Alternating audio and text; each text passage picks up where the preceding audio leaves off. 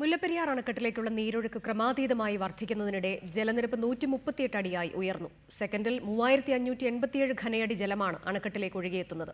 അണക്കെട്ടിലെ ജലനിരപ്പ് ഉടൻ തന്നെ 140 അടിയാകും. ജലനിരപ്പ് 136 അടിയായി കുറയ്ക്കണമെന്ന കേരളത്തിന്റെ നിലപാട് നേരത്തെ മേൽനോട്ട സമിതി തള്ളിയിരുന്നു. വൃഷ്ടിപ്രദേശത്ത് മഴ കനത്തതോടെ മുല്ലപ്പെരിയാർ അണക്കെട്ടിലെ ജലനിരപ്പ് അനുനിമിഷം ഉയരുകയാണ്. അണക്കെട്ടിലേക്ക് ഒഴുകിയെത്തുന്ന ജലത്തിന്റെ അളവ് സെക്കൻഡിൽ 3587 ഘനയടിയാണ്. കഴിഞ്ഞ ദിവസം ഇത് 2556 ഘനയടിയായിരുന്നു. അണക്കെട്ടിൽ ജലനിരപ്പ് ഉയരുമ്പോഴും തമിഴ്നാട് കൊണ്ടുപോകുന്ന ജലത്തിന്റെ അളവ് ഗണ്യമായി കുറച്ചിട്ടുണ്ട്. 1754 ഘനയടി ജലം കൊണ്ടുപോകുന്ന സ്ഥാനത്ത് ഇപ്പോൾ സെക്കൻഡിൽ 750 ഘനയടി ജലം മാത്രമാണ് തമിഴ്നാട് കൊണ്ടുപോകുന്നത്. മുല്ലപ്പെരിയാർ അണക്കെട്ടിലെ ജലനിരപ്പ് 136 അടിയായി നിലനിർത്തണമെന്ന കേരളത്തിന്റെ ആവശ്യം ഉന്നതാധികാര സമിതി യോഗം തള്ളിയിരുന്നു. വൈഗ അണക്കെട്ടിലേക്ക് കൊണ്ടുപോകുന്ന ജലത്തിന്റെ അളവ് കൂട്ടണമെന്ന ആവശ്യവും അംഗീകരിച്ചിരുന്നില്ല. 13-ാം നമ്പർ ഷട്ടറിന്റെ തകരാർ പരിഹരിക്കുന്നതുവരെയെങ്കിലും ജലനിരപ്പ് ഉയർത്തരുതെന്ന് ആവശ്യപ്പെട്ടിട്ടും മേൽനോട്ട സമിതി അംഗീകരിച്ചിരുന്നില്ല.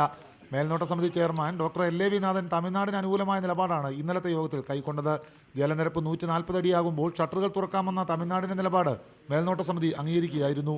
മേൽനോട്ട സമിതി തീരുമാനത്തിനെതിരെ സുപ്രീം കോടതിയെ സമീപിക്കാനാണ് സംസ്ഥാന സർക്കാരിന്റെ തീരുമാനം. റിപ്പോർട്ടർ, ഇടുക്കി.